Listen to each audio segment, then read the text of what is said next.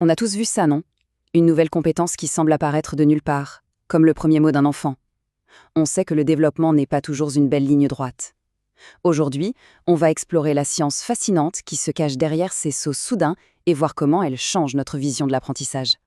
Alors, c'est vraiment ça la question de départ. Un enfant qui babille un jour et qui le lendemain sort un mot presque parfait. On se dit, mais d'où ça sort? On a l'impression que c'est une sorte de magie. Le développement, en fait, ne se fait pas toujours par petites marches à d'escalier, mais souvent par des véritables bonds. Alors, quelle est la mécanique derrière ces bonds spectaculaires? Pour y voir plus clair, on va s'intéresser à une idée vraiment puissante qui vient de l'étude des systèmes complexes, la théorie des systèmes dynamiques. C'est une approche qui va complètement changer notre façon de voir comment la nouveauté peut émerger. Le mot-clé ici, c'est l'auto-organisation. Qu'est-ce que ça veut dire? Eh bien, ça veut dire que des comportements très complexes et très ordonnés n'ont pas forcément besoin d'un programme central, d'un plan préécrit dans le cerveau. Ils peuvent se construire tout seuls, simplement à partir des interactions entre les différentes parties du système. Il n'y a pas de grands architectes, c'est la dynamique interne qui fait le travail. Et ce n'est pas juste une belle théorie, c'est partout autour de nous. Pensez à une nuée d'oiseaux qui dansent dans le ciel. Aucun oiseau ne donne d'ordre. Et pourtant, le groupe bouge comme une seule entité. C'est la même logique à l'œuvre dans une colonie de fourmis ou même dans certaines réactions chimiques. Eh bien, l'idée, c'est que notre développement psychologique pourrait fonctionner de la même manière. Bon, maintenant qu'on a posé cette base, voyons comment ces systèmes évoluent dans le temps. Parce que ce n'est pas du tout un processus linéaire et prévisible. Il y a bien des règles, mais elles peuvent produire des résultats vraiment surprenants. Alors, oui, on a une petite formule à l'écran, mais pas de panique. C'est super simple. Ça dit juste que l'état du système à un moment dépend directement de son état juste avant. En d'autres mots, le futur se construit sur le passé immédiat, brique par brique. C'est essentiel, parce que ça veut dire qu'il n'y a pas de miracle. C'est une évolution continue, mais qui peut donner l'impression d'être totalement discontinue. Alors, comment le changement se produit-il?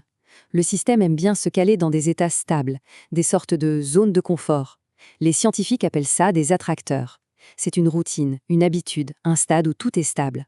Mais à un moment, si les conditions changent, le système ne peut plus y rester. Et là, c'est le grand saut. Une réorganisation soudaine, abrupte.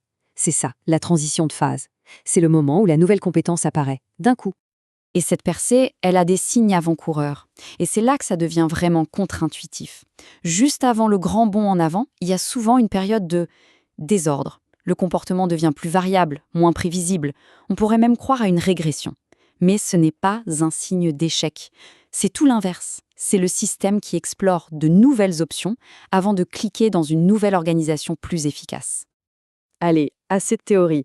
On va rendre tout ça beaucoup plus concret avec un exemple absolument génial, tiré des recherches de la psychologue Esther Thelen sur les bébés. C'est une étude de cas parfaite pour illustrer tout ça. Voici l'énigme. Un nouveau-né, si on le tient debout, va faire des petits pas. C'est le fameux réflexe de marche. C'est stupéfiant. Mais quelques semaines plus tard, plus rien. Le réflexe a disparu. Pour ne revenir que bien plus tard, quand il apprendra vraiment à marcher. Alors que s'est-il passé? Pourquoi cette régression apparente? L'explication classique était très centrée sur le cerveau. L'idée, c'était qu'un vieux programme, un réflexe primitif, était tout simplement mis en veille par le développement des parties plus évoluées du cerveau, le cortex. Le cerveau mature prenait le contrôle et effaçait ce vieux programme. Logique, non? Sauf que les recherches d'Esther Thelen ont montré que la réalité était bien plus simple et plus élégante. Ce n'est pas une histoire de programme cérébral qui s'éteint. La raison pour laquelle le réflexe disparaît, c'est le poids. Et oui, les jambes du bébé deviennent simplement trop lourdes et trop grasses pour la force de ses petits muscles. Il n'arrive plus à les soulever, tout simplement. Et ça illustre brillamment le point central. La marche, ce n'est pas une ligne de code dans le cerveau. C'est un comportement qui émerge de l'interaction entre plein de choses. La force des muscles, le poids du corps, le système nerveux, mais aussi l'environnement. La preuve ultime, quand Zelène a mis ces mêmes bébés dans l'eau, allégeant ainsi leurs jambes, le réflexe de marche est réapparu comme par magie. La compétence n'avait jamais disparu, c'est juste l'équilibre de tout le système qui avait changé. Et tout ça nous amène à une dernière idée qui est peut-être la plus importante de toutes. On a parlé de désordre juste avant un changement. Eh bien, il est temps de parler du vrai pouvoir de cette variabilité. Traditionnellement, en science, quand on observait des comportements incohérents, on considérait ça comme du bruit, des erreurs à gommer pour trouver la moyenne. L'approche des systèmes dynamiques, elle, fait un virage à 180 degrés. Elle nous dit, attendez, ce bruit, ces fluctuations, ce n'est pas l'ennemi, c'est l'information la plus précieuse que vous ayez, c'est le moteur même du développement.